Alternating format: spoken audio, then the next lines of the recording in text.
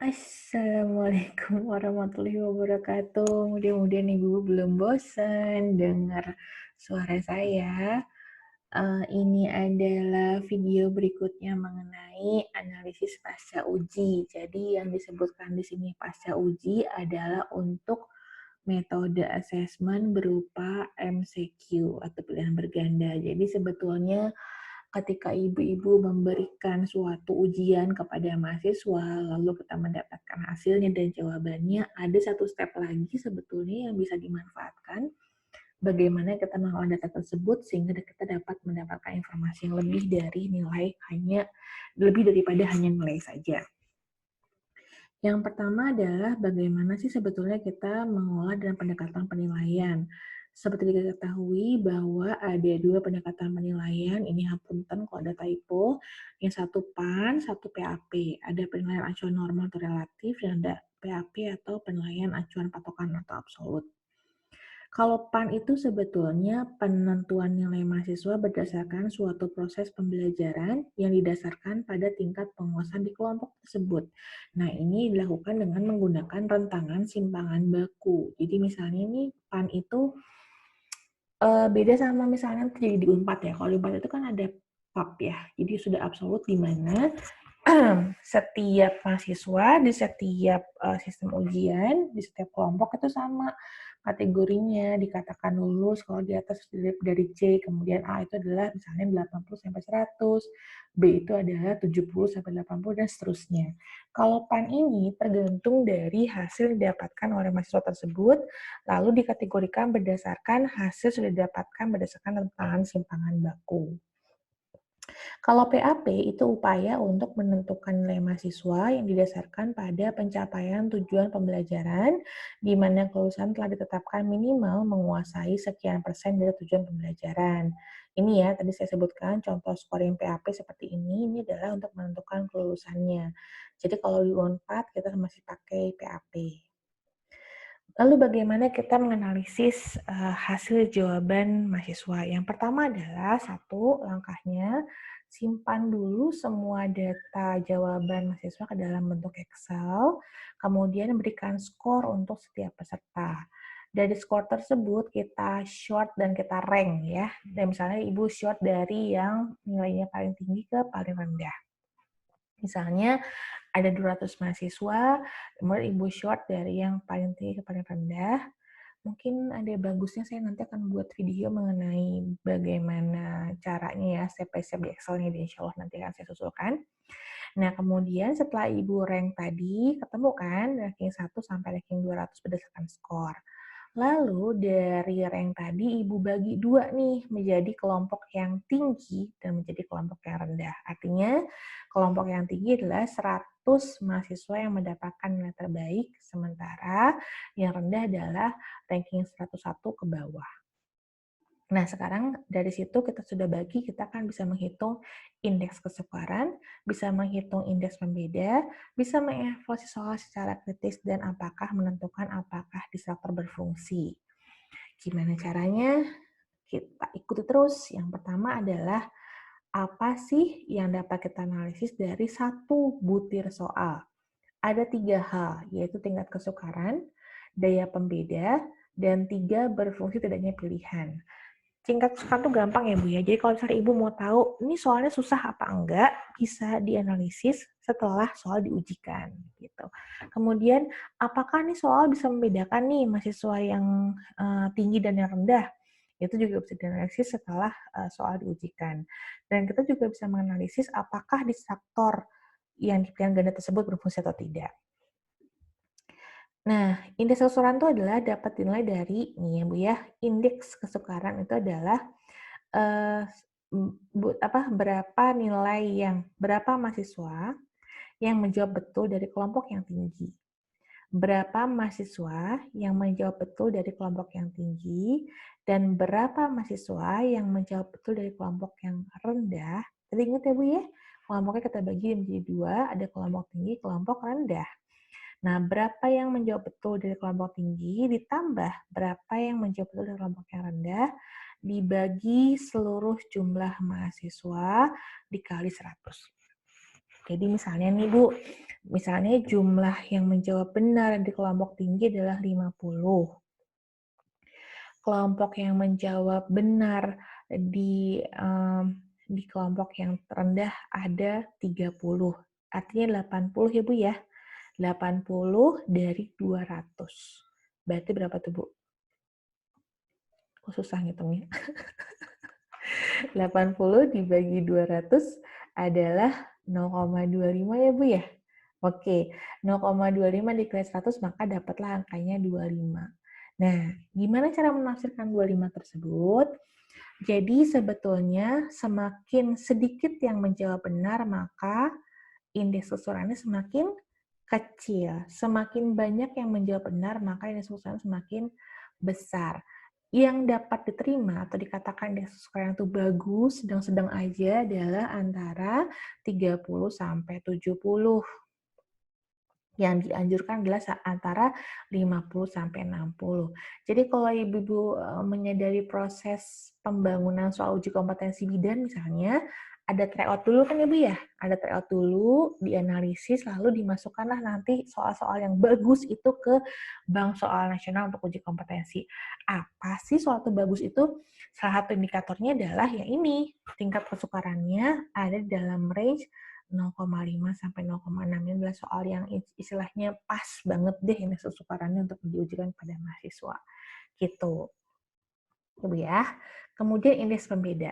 Indeks pembeda itu adalah apakah soal tersebut dapat membedakan mana mahasiswa yang beneran pinter, mana yang enggak gitu, mana yang ngitung kacik, mana yang enggak istilahnya gitu ya. Rumusnya adalah 2 kali dalam kurung yang menjawab betul di kelompok yang tinggi dikurangi yang menjawab betul di kelompok yang rendah dibagi N. Misal kayak tadi nih, soal yang tadi, misalnya ya, 2 dikali 50 dikurangi 30 dibagi N.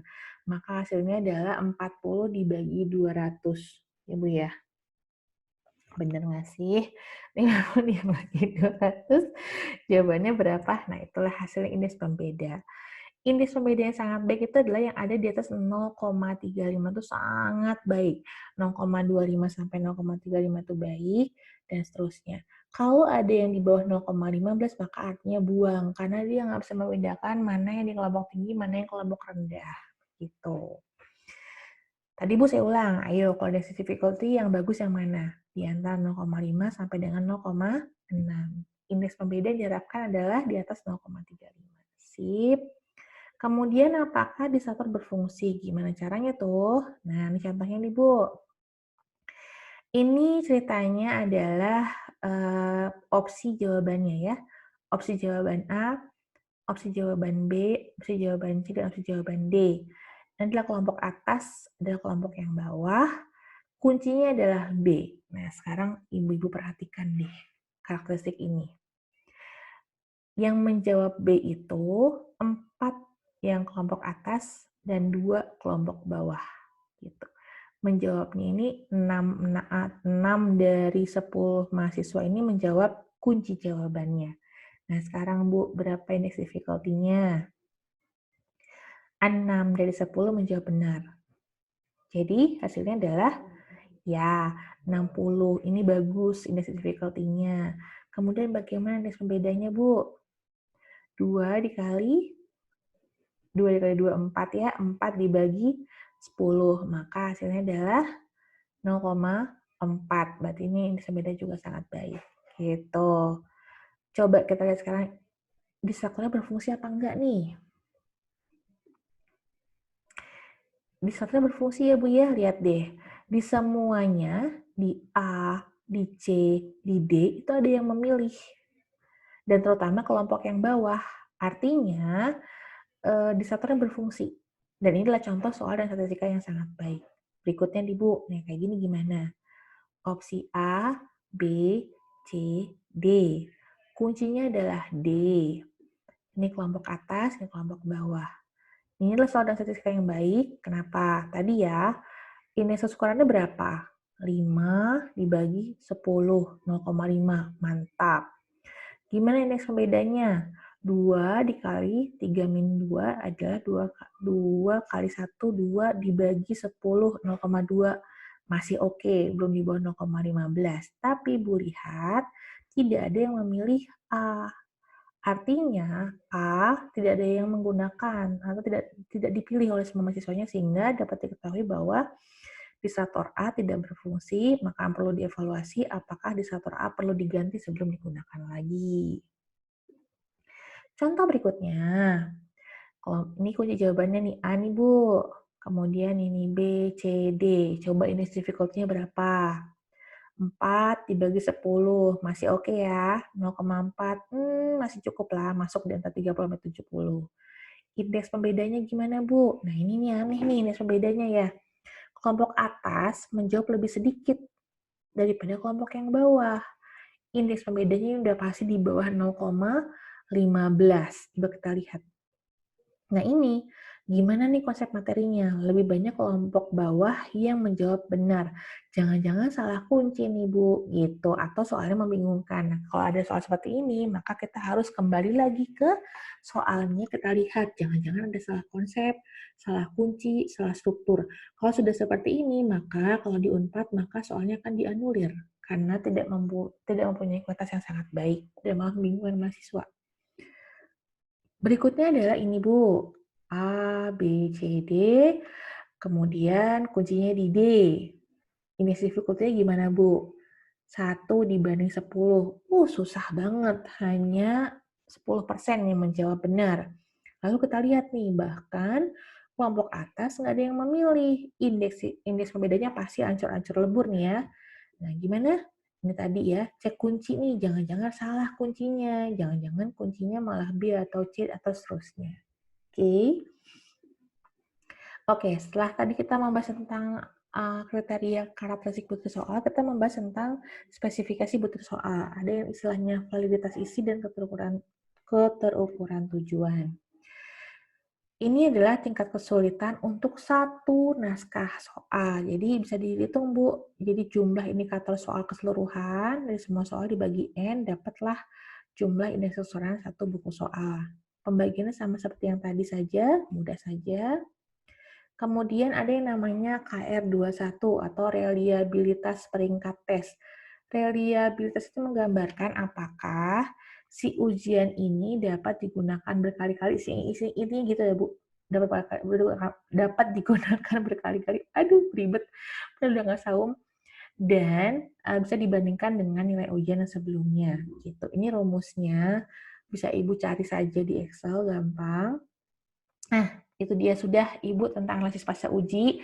Nanti kita akan latihan, saya akan berikan latihan kalau kita sampai ketemu, tapi kalaupun enggak, sebetulnya nanti saya menunggu saja masukan dari teman-teman apakah perlu kita latihan real membuat analisis soal pasca uji, tapi kalaupun nggak apa-apa, karena sudah cukup bekalnya bahwa sebetulnya ada satu metode nih Bu yang bisa kita lihat untuk menilai bagaimana karakteristik soal, dan rumus-rumus ini bisa dikerjakan menggunakan Excel biasa kalau Ibu mau.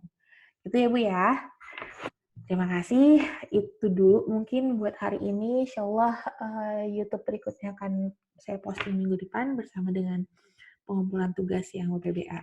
Assalamualaikum.